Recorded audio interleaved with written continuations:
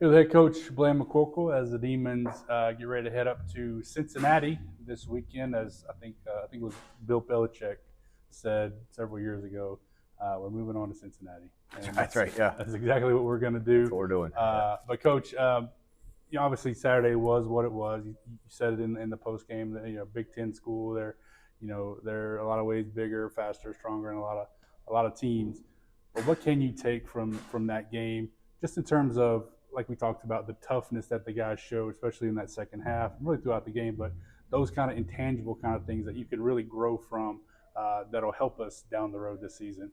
Yeah, well, regardless of production, they show that they're willing to fight. They're willing to get in there and mix it up, and sometimes that 800-pound gorilla is not going to change. But the guys went there, they tried to fight and do some things, and but the things that you take away from it are the lessons of how hard you have to play, how long you have to play that hard, and how you have to attack an opponent that you know is bigger and stronger than you, and maybe has a little bit more ammunition than you do. Because there are ways to beat those teams, so you either lose or you learn. So what are we going to learn from the Minnesota experience that's going to help us this week at Cincinnati? And then the key is, our character and our maturity will be put to test to see if we can truly take those things, expand on them, put them to work, make an honest assessment of who we are, and get better for another opportunity. Because the reality, there's no names, there's no faces, there's no uniforms. We're playing the exact same team we played last week. Different style of play, different schemes, things like that. But apples and apples or oranges or whatever you want to call it, we're playing the same team. We're going through the exact same experience this week. So what are we going to learn and how are we going to improve on it? You said as well that we went through some tough games last year, that this team is different, in a different mindset in order to handle this sort of adversity and sort of toughness. And I know you've talked about it in a lot of different ways, what can you narrow it down to that attributes that, where you have that feeling that this team feels different, they're able to move on and get focused in on what they need to focus in on? Well, the biggest example of that, I think, was the goal line stand at the end of the game, right before the game was called, because of lightning, not because of anything else. Make that very clear, because of lightning and not anything else. And our kids were fighting to the end. Where last year in an FBS game, when things got away from us a little bit, that goal line stand was not going to happen. They were going to get down there and walk in one play. So I think that's a perfect example of what I've been talking about how much this team has grown in culture, character, and maturity. And I think a lot of that just comes with, now that we're a full year into this thing as a staff here at Northwestern State, they understand the expectations, they understand the standards, they understand, how hard we work, how we play, and who we're going to be as a football team. So I think that was a good example of growth in a year, even though we were in another really bad situation score-wise, but those things kind of are what they are. So I'm proud of those things, and they show promise for what's coming. If we can keep building on those things and some of these kids keep growing up, we're going to be A-okay.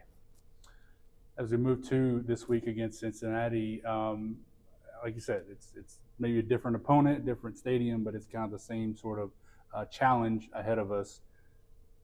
How do we approach that, knowing that it's going to be a tough test no matter what, but going in and putting last week behind and saying, hey, we have another opportunity to get better here, and here, maybe cut down on the turnovers or whatever the case may be.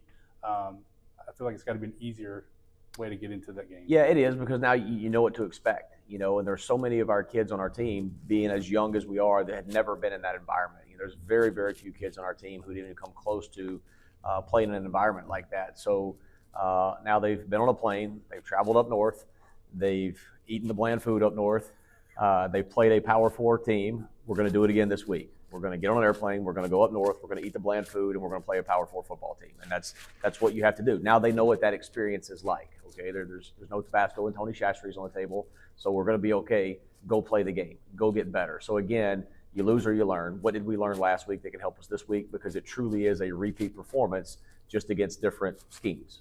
So honestly, I'm really excited about it. I'm excited to see how our kids respond, how they handle it. If they are who I think they are, they'll handle it very well, and we'll have a much better outcome this week. And it's, I think, another opportunity for you as a head coach to we talked about the toughness that this team has shown through preseason camp and that first win, to sort of gauge where that toughness lies after last week and this week.